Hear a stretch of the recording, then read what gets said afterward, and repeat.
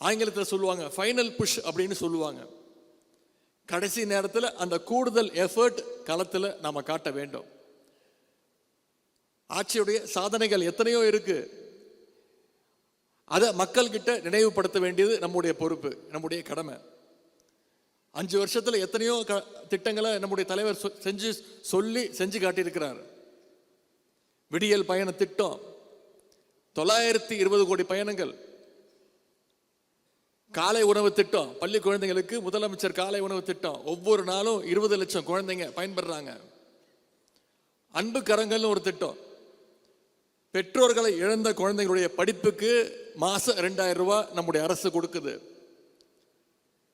12,000 குழந்தைங்க இது வரைக்கும் பயன்பட்டு இருக்கிறாங்க. இந்தியாவில் எந்த மாநிலத்திலும் இப்படிப்பட்ட திட்டங்கள் கிடையாது.